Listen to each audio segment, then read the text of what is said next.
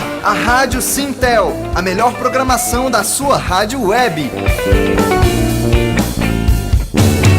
Olá pessoal, estamos iniciando o nosso programa aqui na Rádio Sintel. Um abraço para você acompanhando a nossa programação a partir de agora.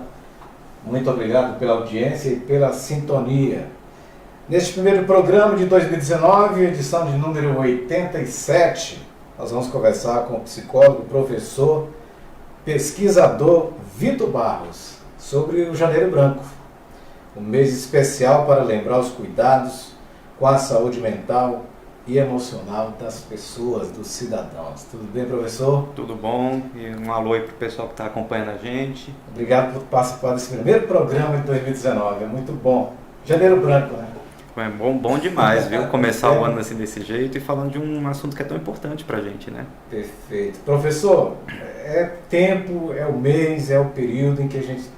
Quer dizer, preocupação tem que ter todos os dias.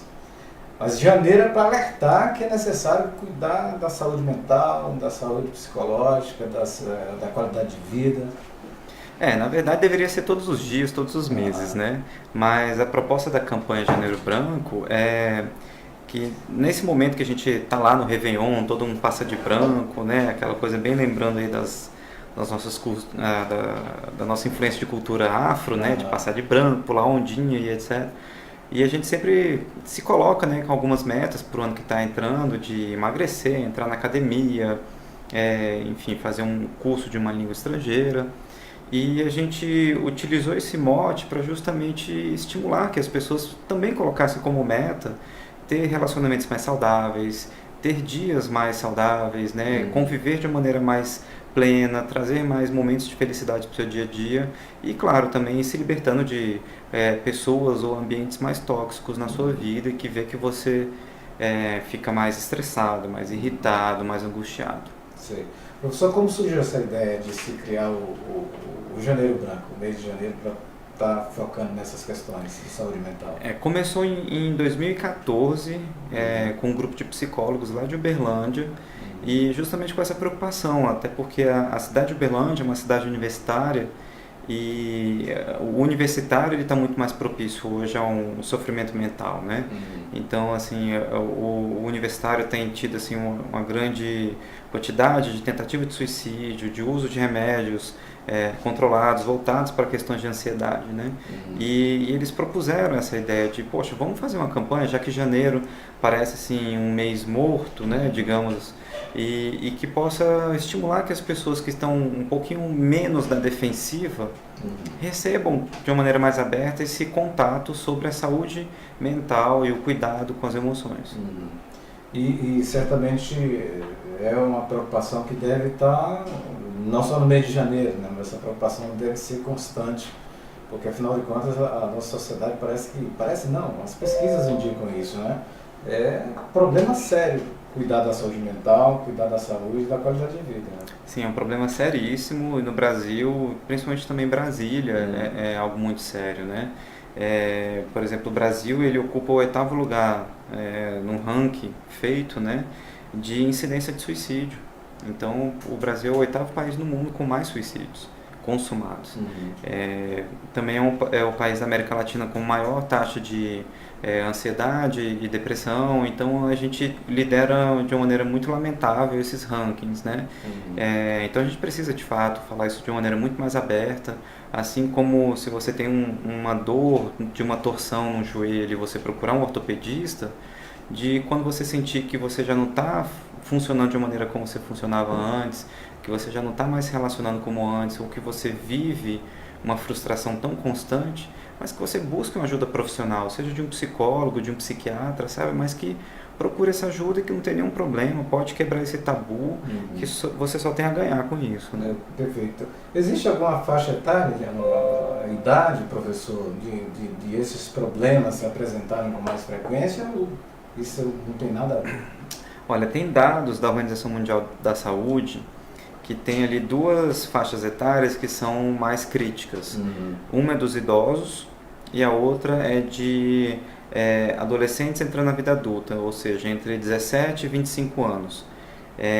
São essas faixas etárias que têm um índice muito maior de incidência de transtornos mentais e de suicídio. Tem um porquê isso acontece nessas duas faixas etárias? Em relação aos idosos, é muito porque a gente tem aí na nossa sociedade uma visão muito funcionalista, né? Então, enquanto eu estiver funcionando e produzindo algo para a sociedade, eu tenho um lugar social, eu tenho um acolhimento no mundo.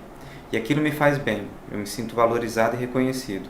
Mas a partir do momento que o idoso ele não tem um reconhecimento de que ele está entrando numa outra etapa da vida dele, e que na verdade envolve muito mais uma sabedoria, envolve cultivar momentos de mais plenitude, e se ele continuar com essa cabeça, essa mentalidade de que tem que produzir algo, e ele vai ver que ele tem limitações. O corpo dele, tanto físico, cognitivo, vai ter as limitações, ele não consegue produzir. Que é a própria idade, né? E também tem o fato de que muitos idosos vivem um abandono, né? Dos filhos, netos, bisnetos abandonarem os idosos nas suas casas ou em asilos, e isso potencializa um processo depressivo. Certo. E no caso de adolescentes para a vida adulta, justamente porque a gente está tendo um momento da sociedade em que as crianças elas estão, de certa forma, sendo estimuladas a ter um comportamento cada vez mais adulto, racional. E a criança tem brincado cada vez menos. O brincar é uma ótima maneira dela elucidar muitas das angústias delas. Então, por exemplo, se ela tem medo do monstro do armário, vamos supor, né? A possibilidade disso diminuir com a vida adolescente e adulta fica muito maior quando ela tem espaço para brincar com outras crianças, quando ela tem um vínculo com os pais de uma segurança maior e não só de cobrança excessiva. E a gente tem visto que muitas crianças têm crescido com esse perfil de, olha, a chupeta moderna, né? Toma aqui um tablet, brinca aí e não me perturbe que eu tenho outras coisas para fazer. E aí entra na vida de adolescente, já com essas cobranças. Aqui em Brasília é muito desse negócio de você tem que estar fazendo serviço público, concurso público, né? Já tem que pensar numa profissão e etc. E aquilo vai aumentando a pressão. O problema não é a pressão que ela vai receber, o problema é como ela vai lidar com essa pressão. Se ela não foi preparada durante a infância e pré-adolescência para lidar com essa pressão, ela vai, digamos assim, o parafuso vai espanar nessa idade entre 17 e 25 anos, que aí as pressões são muito maiores e a responsabilidade também é muito maior. Perfeito. Eu estou conversando aqui no programa com o professor Vitor, psicólogo, está batendo um papo com a gente sobre o Janeiro Branco. É um mês especial dedicado aí às questões da saúde mental e psicológica. Você, meu amigo internauta, eu quero agradecer muito a sua audiência, você que sempre nos acompanha. Pode entrar aí na nossa página, fazer o seu comentário, pode até deixar a sua pergunta, a gente passa aqui imediatamente para o professor Vitor. Você que está fora de Brasília, aquele abraço especial, aqui está quente em Brasília, está aparecendo o Nordeste, algumas regiões do Nordeste. Um abraço pessoal do Maranhão acompanhando a gente, ó. Show de bola nosso estado lá no Maranhão. E você então, depois do programa aqui ao vivo, você pode entrar ainda na nossa página, fazer o seu comentário e na oportunidade, quem sabe a gente já passa também para o professor Vitor. Eu quero agradecer a presença aqui no estúdio do meu amigo de longa data, jornalista Salles. Um abraço, Salles. Obrigado. Daqui a pouco eu vou mostrar você aqui no vídeo, viu, Salles? Pessoal, Salles está lá, é um dos meus amigos lá do Facebook, está aqui acompanhando o programa ao vivo aqui no estúdio. Salles tem uma grande experiência internacional na comunicação e aqui no Brasil a gente tem a satisfação muito grande de recebê-lo aqui, viu, Salles? Obrigado. Professor, durante esse mês agora de janeiro, teve atividades, os psicólogos fizeram alguma atividade para lembrar essa data e para divulgar esse mês de Janeiro Branco, o mês de Janeiro Branco?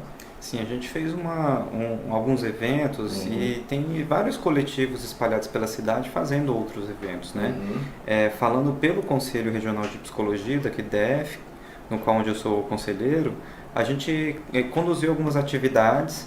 Uma delas foi no Zoológico de Brasília. A gente não chegou a entrar no zoológico, mas a gente conversava com as famílias na entrada do zoológico. E a gente perguntava como é que eles estavam cuidando da saúde mental, né? E a gente distribuía ali balões para as crianças e também um autoexame que a gente criou lá no conselho para poder fazer um despertar sobre esse cuidado, né? Perguntando assim como que essa pessoa está se vendo e como ela gostaria que tivesse. E isso elucida muita coisa, né? Para aquele que está já no automatismo do dia a dia. E assim, o feedback foi muito legal, muito positivo. Muitos até falando, ó, você aqui, né? A gente entregava e o motorista falava para a pessoa ao lado, ó, tá vendo? Eu sei que tá tomando fluoxetina, que é um antidepressivo, né? Fica atenta a isso, né? Mas a pessoa ali também tá propícia a isso, né? Porque o mote da campanha, ao fazer esse olhar para a saúde mental, é que também a gente compreenda que ninguém está imune a uma depressão, ninguém está imune a uma crise de ansiedade, ou algo nesse sentido, né? E tem até um certo preconceito, né, professor Vitor, de que alguém que procura um psiquiatra, que procura um psicólogo, o cara tá louco, isso é um preconceito, né, que deve acabar imediatamente, né? Com certeza, é um preconceito que limita muita coisa e torna a situação, digamos assim, mais complexa para ser tratada.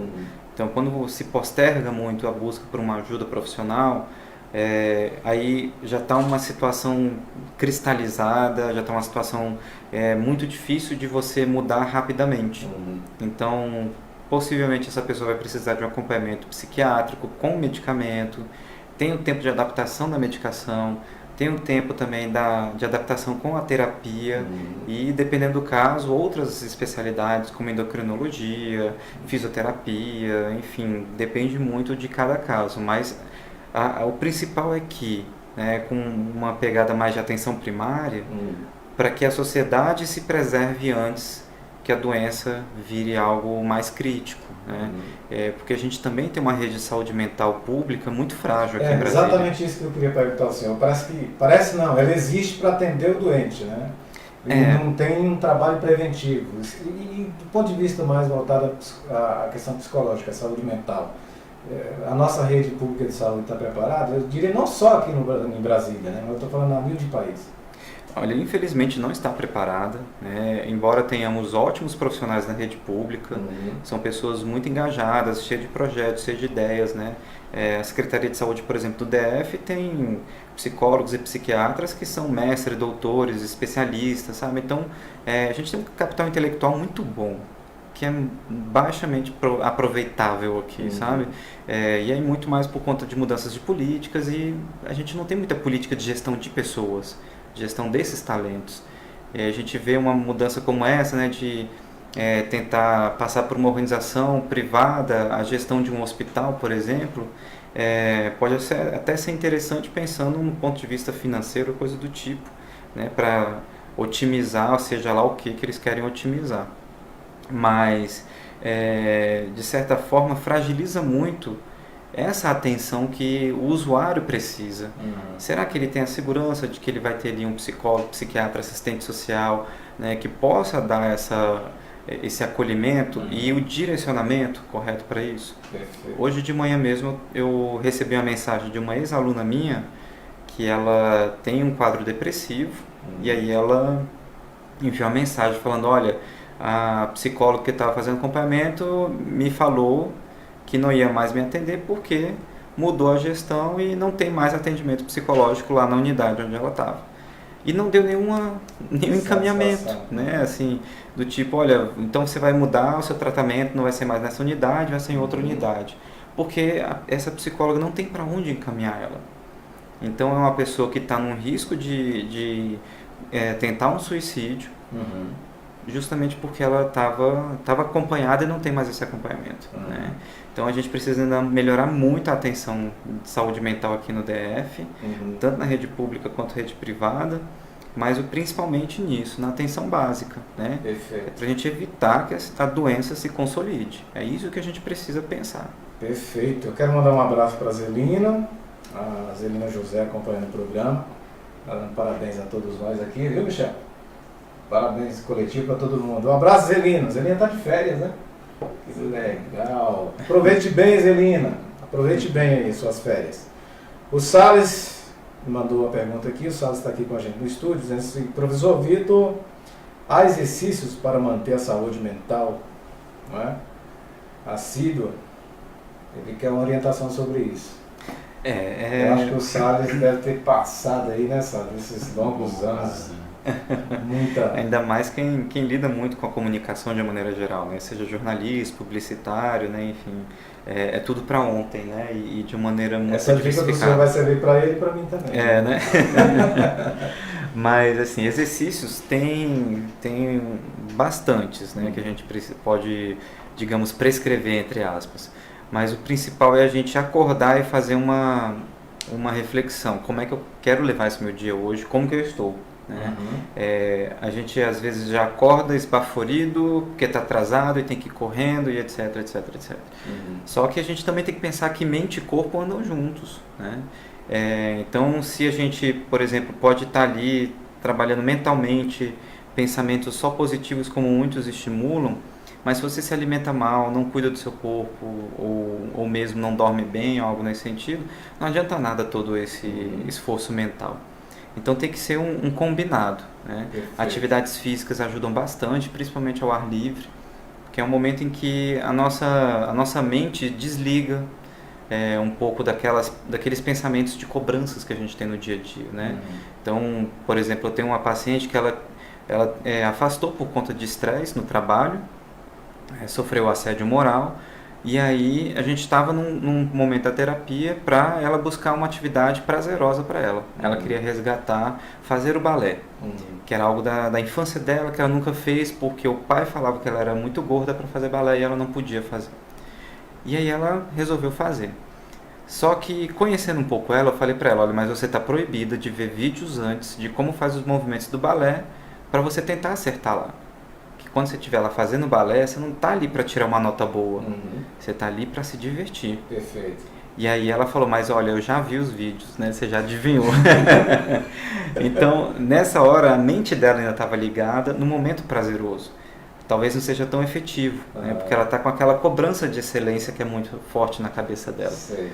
Então, é isso que a gente precisa ter um tempo para desligar. Uma música, uma atividade prazerosa, cozinhar, uma arte marcial, tudo isso aí faz parte de uma forma da gente cultivar a nossa saúde mental também. Ah, legal. Mas eu acho que principalmente, uma outra dica, só tem uma última coisa, né?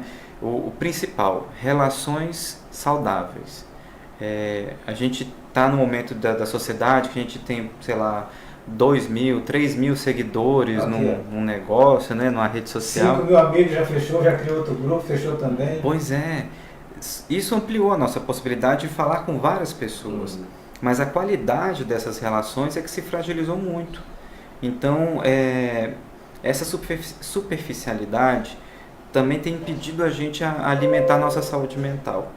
Então, as relações sociais de qualidade, os vínculos de qualidade, eles são uma forma da gente também se preservar na nossa saúde mental, seja na nossa vizinhança, nossa comunidade, nossa família, mas principalmente também no ambiente de trabalho, já que a gente sabe que quem trabalha com um operador de telemarketing, né, eu esqueci o nome, né, mas que passa o cabeamento e tudo mais, é um trabalho muito isolado e marcado por pressões, rivalidade. Então, isso fragiliza o ambiente de trabalho e fragiliza a saúde mental desses profissionais. Então, essa relação presencial é fundamental. Com certeza. E aí, quando a gente sai de férias, viaja, vai visitar os parentes, os avós, não é? os amigos de infância, de que forma isso reflete na nossa vida? Olha, depende muito de como Porque você tem. pelo zap todo mundo está se comunicando, né? Por exemplo, todo dia eu falo com o Salles, mas a presença do Salles aqui, ela tem uma outra dimensão. Com certeza. Até porque daqui pode sair um almoço e nesse almoço vocês conversando, vão vir uma outra ideia, vamos chamar fulano, fazer um churrasco no final de semana e de repente se torna um momento prazeroso e de, assim, nem que seja falar besteiras, né, rir um pouco do outro, né, contar uma coisa que aconteceu de engraçado com você, né? Então isso é importante, isso faz parte do nosso dia a dia, isso deveria fazer parte constantemente do nosso dia a dia. Muita gente, por exemplo, critica comigo, né, porque eu sou um pouco a moda antiga e eu prefiro manter desse jeito. Quando falam, olha, vamos fazer uma reunião, e aí fala, vamos fazer online, eu falo, não, vamos fazer presencial se a gente pode. Porque a reunião presencial tem essa troca, tem esse negócio de você brincar um pouquinho, conhecer um pouco mais uns aos outros, e isso estimula uma criatividade maior.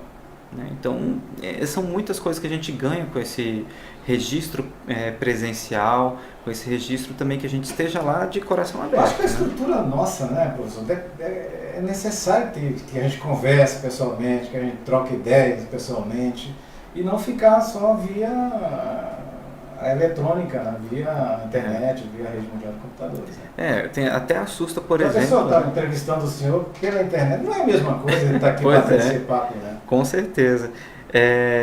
Até mesmo assim assusta o que a gente está vendo hoje em dia, aplicativos de relacionamento. A proposta de quem criou assim, foi bastante louvável, pensando que as pessoas pudessem se encontrar, né? Aquelas que você acha que nunca veria na vida se encontra ali num aplicativo. Mas a qualidade da relação criada ali, naquela janela de um chat aberto, ela não necessariamente vai melhorar a qualidade da relação que está sendo construída ali, né? Então, assim, no início foi bastante interessante, mas foi levando a esse comodismo social. Certo. Para que eu vou sair para uma certa balada ou um barzinho para chavecar ou coisa do tipo, se eu posso simplesmente fazer um match aqui e combinar de encontrar com a pessoa e já está tudo pronto ali, né? Então, não há um desenvolvimento de ideias, não há um desenvolvimento de quero conhecer você, deixa eu conhecer você, vem aqui me conhecer também, né? Então, não há um cultivo dessa relação mais saudável, mais profunda. Perfeito. Tem uma pergunta aqui, professor, deixa eu mandar, antes de fazer a pergunta, mandar um abraço aqui para o Antônio José Ferreira de Souza. O Antônio José Ferreira de Souza está nos assistindo lá no Ceará. Terra boa, gente. Se eu não me engano, eu não lembro a cidade. O Antônio José é professor e está acompanhando. Ô, Antônio, diz aí a cidade onde você está, rapaz. Manda aí pra gente aqui que eu falo o nome aqui da tua cidade. Eu só sei que é no Ceará. Um grande profissional, eu conheci aqui em Brasília, ele está morando lá e é professor lá no Ceará. É meu país Ceará que eu chamo. Minha família é toda de lá. Ah, é? Fui só nascido e criado aqui. Você nasceu onde? Aqui mesmo, aqui né? Em Brasília. Mas eu amo o Ceará. Qual é a cidade, a região? É ali perto de Crateús, né? Crateús. É uma gênese de Brasília, né? Você vai achando, fulano do Ceará tá aqui também. Quando você vê, a família é de Crateús. Ou Crateús é Sobral, né? Que legal. Aqui tem uma pergunta aqui do Sinté. Quem é que fez a pergunta, Michel? O Michel entrou aqui e fez a pergunta. Bom dia, observamos o tempo todo que alguns remédios causam dependência e isso reflete com efeitos colaterais. Aí ele pergunta aqui, o Michel pergunta, e deve ser a pergunta também de muitos aí. Existe a possibilidade de tratamento com remédios que não causam dependência, professor? Existe. Tem muitos medicamentos que não causam dependência química. O problema não é a dependência química em si, é a dependência social do remédio. Certo. Então, digamos assim, a pessoa que tem um quadro de insegurança, com crises de pânico, ela, se não tratar isso em terapia ou com outras terapias associadas, essa pessoa não vai conseguir largar do remédio. Mas, quimicamente, ela não tem essa dependência.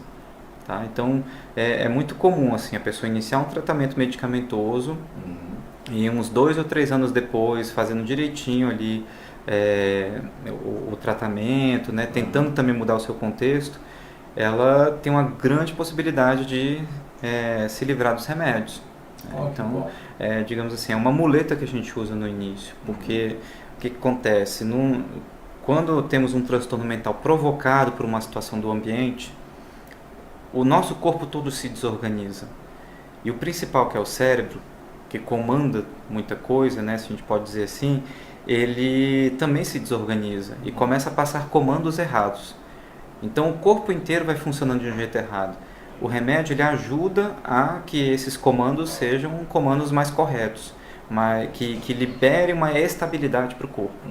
Então, assim, por exemplo, pessoas que trabalham de maneira muito exaustiva ou vivenciam assédio moral no trabalho, elas vão precisar também de um acompanhamento endocrinologista, porque a tireoide fica sendo super solicitada porque o cérebro entende o tempo inteiro que ele está num perigo. Nossa. Então, só que a pessoa fala, gente, não tem perigo nenhum aqui, eu estou numa sala, né, tá tudo ok aqui. Mas a compreensão irracional do cérebro passa toda essa mensagem e desorganiza todo o corpo da pessoa. ela vai tendo um aumento de fluxo de sanguíneo no corpo, então ela acha que está tendo taquicardia, mas na verdade é adrenalina em excesso no corpo dela. Então, para resolver esses problemas, realmente precisa de um medicamento. Não vai ser somente ali, vou mudar a alimentação, botar mais granola, né? Ou coisa do tipo. Não, isso não vai ajudar no tempo que você vai precisar. Pode levar muito mais tempo. Agora, isso tem que ter um acompanhamento de um profissional, Sim. atentamente. Eu sei que o senhor, inclusive, chegou aqui para começar a nossa entrevista e disse que estava acompanhando um caso, né? E assim, esse cuidado tem que ter, né? O profissional tem que estar presente. Não é que o fulano tomou o remédio A, eu vou tomar também que eu vou ficar bom, né? Ou então o professor e o psicólogo Google, né? O Dr. Google, né? O Dr. Google resolve-se tudo ali. Pois é, muita gente ainda tem essa percepção, até mesmo por costume, né? De, olha, eu tomei esse remédio, esse princípio ativo aqui, a dipirona, né? Para dor de cabeça e passou para mim, né? E não tive mais problema com dor de cabeça. E muita gente acha que, olha, fulano tomou fluoxetina e deu certo. Ciclano tomou clonazepam, que é o famoso Rivotril, né? E deu certo para ele. E acaba que tem um mercado aí, né, em paralelo, que muita gente consegue esses medicamentos. Mas saibam que são medicamentos que são bastante invasivos.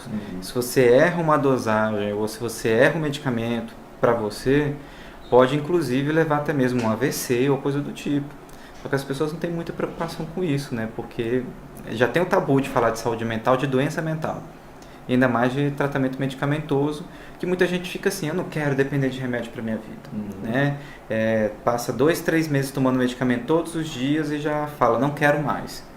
Só que quando ela faz isso, o corpo dela dá uma pane geral e ela tem crise de choro. Já teve paciente meu que parou de uma maneira assim, sem avisar ninguém e de repente estava querendo pular na frente de um ônibus na W3 aqui. Então, e ele não sabia o que estava acontecendo, mas ele não controla porque os impulsos estão muito mais aflorados. Então tem que seguir a risca, o tratamento, o acompanhamento, tudo certo. Sim, seguir muito bem a risca, que isso vai ajudar muito que essa pessoa se recupere de um jeito muito mais rápido. Só que lembrando, o jeito rápido de se recuperar de uma doença mental leva mais ou menos 1, 2 ou até mesmo 3 anos. Né? Então não é uma coisa simples como se fosse uma sinusite que você toma um ciclo de antibiótico. Né? A gente está falando ali de mudança de pensamento sobre si, da própria autoestima e mudar as relações em volta, de como as pessoas te compreendem. Né? Geralmente uma pessoa depressiva, por exemplo, ela tem um estigma de sempre doar para as pessoas em volta, né? Estou sempre disposto para fulano, para ciclano, mas de repente fulano e ciclano nem sempre está disposto para me escutar ou para me levar até um lugar, algo nesse sentido, né? Então essa mudança de percepção das relações gera muitos conflitos. E aí muitas pessoas param o tratamento falando, não está surtindo efeito, porque agora eu estou brigando mais com meu filho, com minha filha, com meu esposo, com minha esposa. E o tratamento psicológico, né, ele envolve alguns conflitos que por um bom tempo ficaram abafados, né, mas que é necessário. Perfeito.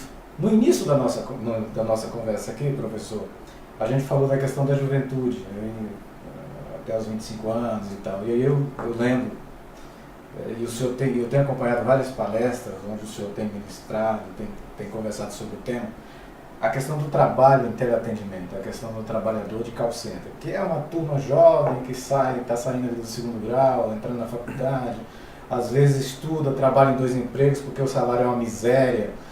Como é que é a cabeça, eu fico imaginando, como é que é a cabeça, a saúde mental desse trabalhador? Olha, é um tema tão delicado, porque assim, a gente está falando aqui de um grupo que é um grupo-alvo, que a maioria dessas empresas busca. É um grupo que, de certa forma, vai aceitar muita coisa e não vai criticar muita coisa. Porque, de certa forma, como você falou, está saindo de ensino médio, né? Quer entrar numa faculdade, quer pagar essa faculdade, quer já ajudar a família, né? Ou então tem um projeto de vida, né? E não imagina que vai sofrer tantas pressões, tantas violências psicológicas nesse ambiente de trabalho. Certo. E se não encontra ninguém que possa falar, olha, isso está errado, isso está te fazendo mal, essa pessoa vai entrar numa espiral descendente, olha, vai só adoecer, mais e mais. Então, a gente percebe isso, esse mecanismo tipo do McDonald's, né? De procurar pessoas bem novas, que vão ter a capacidade de criticar ou de ter um senso crítico, de falar, peraí, nenhum chefe grita ou xinga as outras pessoas. Então pega alguém mais novo que vai ter esse senso crítico mais diminuído. E aí essas pessoas vão ficando cada vez mais silenciosas para as violências psicológicas, seja das pessoas que estão praticando lá, seja também as violências psicológicas dos instrumentos organizacionais, como por exemplo estimular metas, uma rivalidade entre os colegas, né? Uma pontuação diferenciada, campanhas, tudo isso é um instrumento Usar organizacional. Roupas de coelho, de não sei o quê. Tem isso aí empresas que fazem isso aqui. São práticas Não sei se continua, vexatórias. né? Mas era comum você chegar na empresa, tá lá uma turma de 10, 15 trabalhadores vestidos de coelhinho, de cachorrinho, quer dizer, as gincanas da vida, né? Pensam até assim, nossa, vamos fazer uma coisa divertida para estimular e motivar, mas você motivar a partir da humilhação do outro, isso é bastante imoral. Né? E quem não participa é, de certa forma, discriminado, né? Pois é. É mal visto pelo chefe. E a pessoa que fica calada para isso, ou entra de uma forma muito agressiva, né? Nessa brincadeira, nessa gincana, ele tem uma maior probabilidade de ser promovido. Né? Então, a gente tem um mecanismo de selecionar aqueles que vão continuar reproduzindo esse jeito agressivo e imoral de gerenciar pessoas, gerenciar resultados. E essa problemática a gente vai ter no final já de muito tempo aí, muita gente adoecida, muito suicídio no trabalho, muita tentativa de homicídio também, como já acompanhei, né? De querer matar o outro por ficar fazendo as humilhações. Então, temos casos cada vez mais extremos, mas de mecanismos de gestão cada vez mais sutis e cheio de palavrinhas bonitinhas, né? Agora pede para vestir de coelhinho, mas há um tempo atrás, né, excluía, não deixava participar de reunião, botava um abacaxi na mesa da pessoa, né, derrubava a linha para não produzir. Então tinham outras formas. Agora é tudo mais bonitinho, né, mas continua o mesmo propósito, humilhar para ver se melhora. Estou batendo um papo aqui com o professor Vitor, que é psicólogo, renomado aí, fez pesquisa, tem vários estudos, né, em relação, principalmente nessa área de teleatendimento e call center. Aliás, o Sintel fez um trabalho em conjunto, né, professor, que resultou aí em um relatório, em um documento bacana para orientar os debates, as palestras, os seminários. Né? Com certeza. Foi uma pesquisa bem prazerosa de se fazer e foi também bastante estarrecedor ver o que a gente viu, né? Constatar a realidade desses trabalhos. Constatar ali que, por exemplo, 20% dos teleoperadores começaram a pensar em suicídio depois começaram a trabalhar ali. 20%? Então, assim, isso é muito, muito grave, né? Fora, assim, o que está por trás disso tudo, né? Que está escondido no meio disso tudo. Impulsos de agressividade, de baixa autoestima ou de autoagressividade, de querer se agredir, de falar mal de si próprio. Olha, eu sou uma anta, eu não presto, eu sempre erro, eu não valho para nada. Então o que está por trás disso tudo também é algo muito mais grave, que lá na frente pode virar uma tentativa de suicídio de fato. Nossa. Deixa eu mandar um abraço aqui para o Leno Pedro Noleto Ferreira, acompanhando o programa lá no Maranhão. Abraço, Leno. Aproveite as férias. A Natália Munice está acompanhando o programa, é advogada, eu acho que você conhece. Sim. E um abraço para ela aí, acompanhando a sua programação, né? Professor, mais alguma coisa que você gostaria de acrescentar em relação ao Janeiro Branco? De que forma a sociedade, de que forma o movimento sindical, de que forma as pessoas podem se mobilizar para fortalecer essa campanha, fortalecer esse mês e tornar, assim, na agenda do dia a dia, essa questão da saúde mental, da saúde psicológica das pessoas?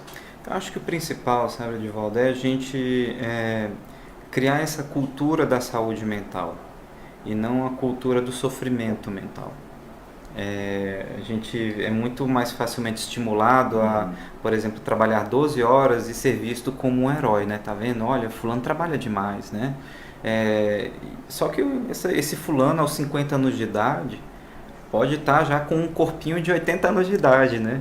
De tanto que ele ele exercitou esse corpo, né, nos extremos. Então acho que o principal é isso, é ter cultivar uma cultura de saúde mental, de eu fazer o meu dia a dia de uma forma mais saudável, o que me faz bem, o que me deixa feliz, o que me deixa mais pleno, né? Então ir atrás disso aí. Eu faço particularmente todos os dias aí meu exercício, eu junto com a minha esposa, a gente acorda, dificilmente eu acordo de mau humor, já acordo brincando com ela e ela ainda tá meio assim sonolenta e tal, aí ela já fala, não, você, né, tá sempre me acordando desse jeito, pra gente sempre se divertir, né? A gente sabe que, assim, as contas estão chegando, os boletos estão vindo, né? O dia de ralar bastante, etc, mas esse dia pode ser muito diferente se eu já começar ele de uma forma mais prazerosa, mais divertida, botar música, essa sabe? questão da ação prazerosa, da atividade prazerosa, né? Tem gente que gosta de andar de Jeep, por exemplo. Tem outros que gostam de andar de bicicleta. Sim. Tem uns que gostam de pescar. Não é? Fazer coisas que não sejam obrigatórias e coisas que te fazem bem. Com certeza. A gente tem esquecido isso. E a gente tem feito cada dia mais coisas que são obrigações, esquecendo das nossas atividades de prazer. Pois é, e a gente, na verdade, tem sido pouco ensinado para fazer isso, né? A gente fala muito de psicoeducação. Educar as pessoas sobre as emoções dela, né?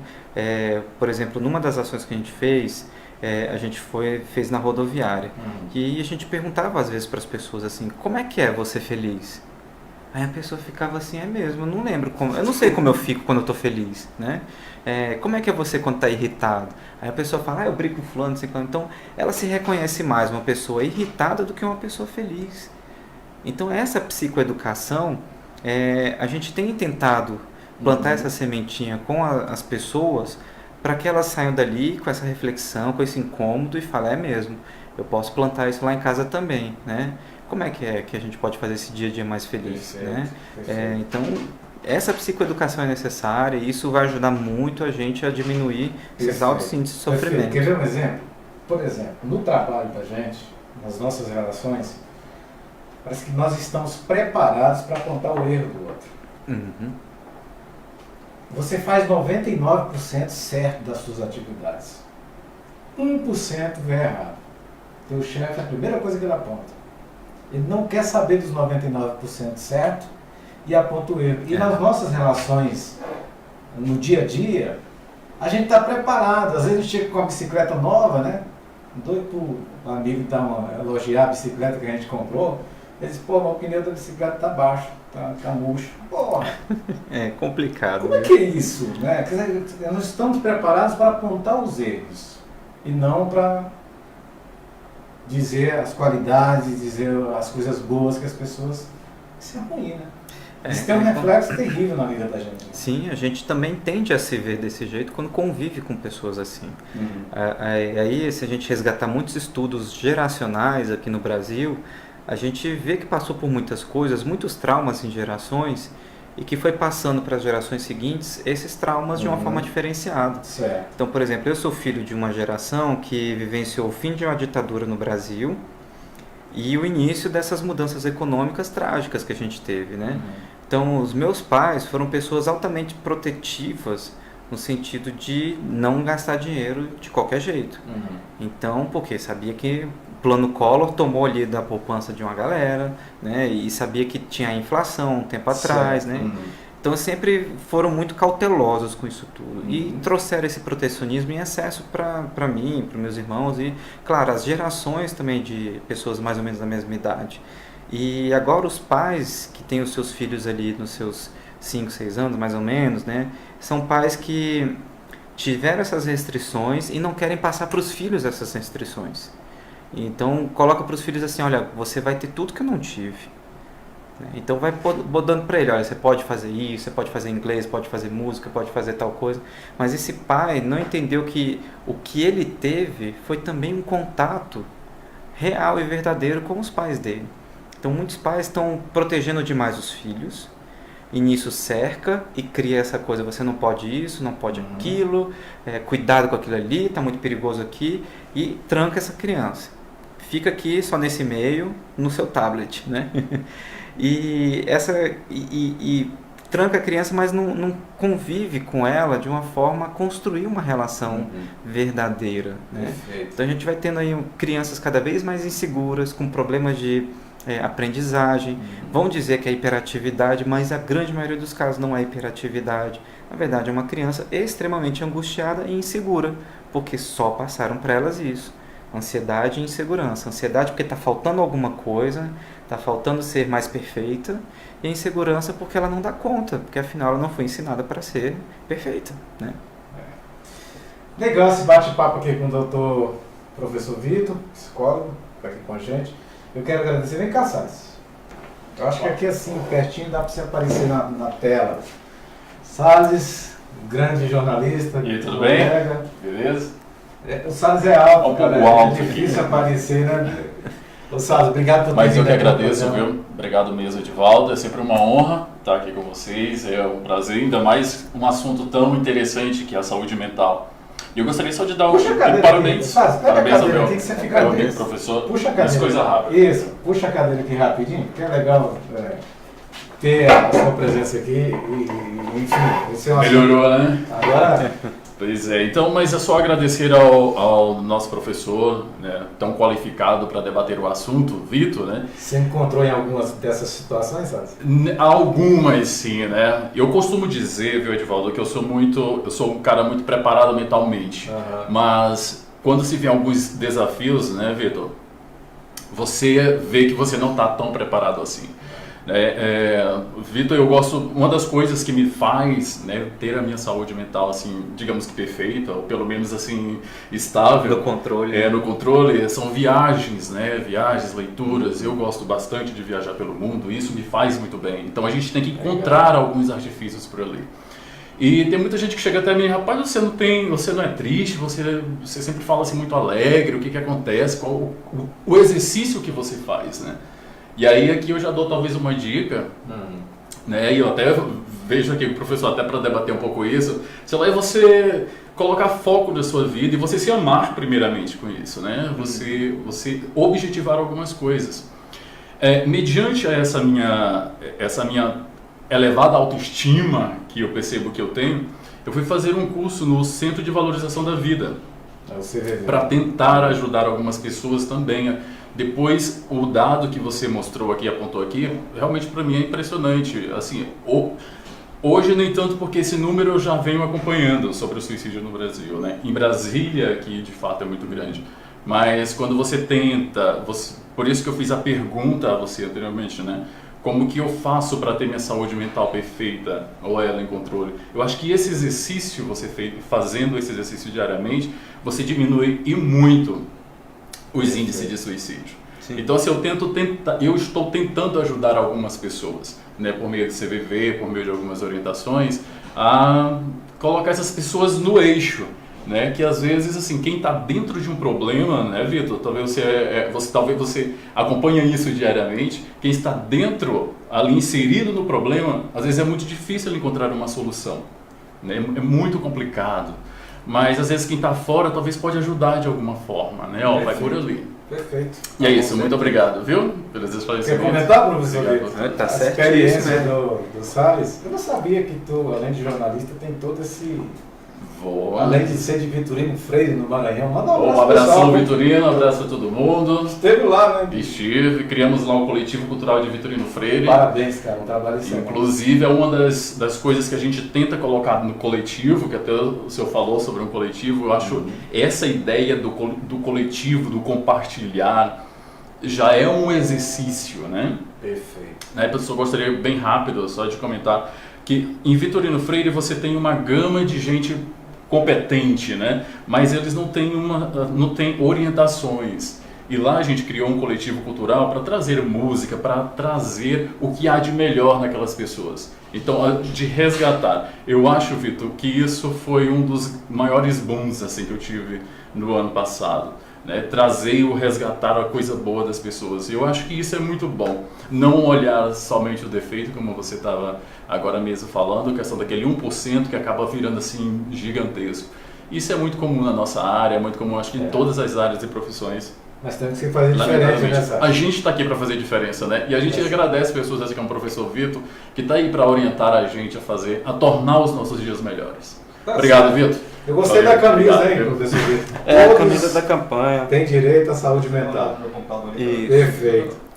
Professor Vitor, um grande abraço, muito obrigado pela presença aqui no programa e sucesso, parabéns pelo trabalho. Eu que agradeço quem participou e mandou as perguntas. Enfim, estamos aí sempre para tentar ajudar a sociedade da maneira que tiver nosso alcance. Legal. Salles, muito obrigado por ter vindo, viu, meu irmão? Eu que agradeço, eu estarei sempre aqui, se não presencialmente, mas online, você pode contar comigo. Tá legal. Gente, chegamos ao final do nosso programa, esta edição de número 87, o nosso trabalho hoje, os trabalhos técnicos do Michel Glauber. Almir está ali na janela acompanhando, né, Almir? Legal, obrigado, Almir, pela presença. Como é que é? Chuva em Brasília? Que legal! Tá chovendo, professor Vitor, que bom, né? Vai estragar minha chapinha. É a minha franja, então. E o meu chapéu vai molhar, meu bonezinho vai molhar, né?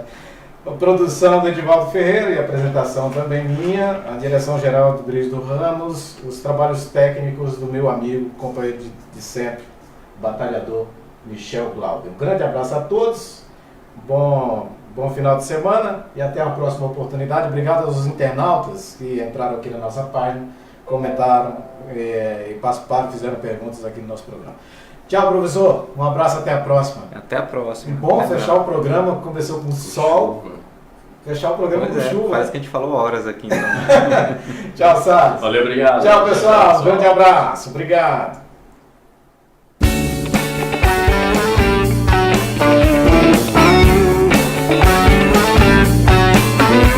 A Rádio Sintel fica por aqui. Aguardamos você na nossa próxima programação.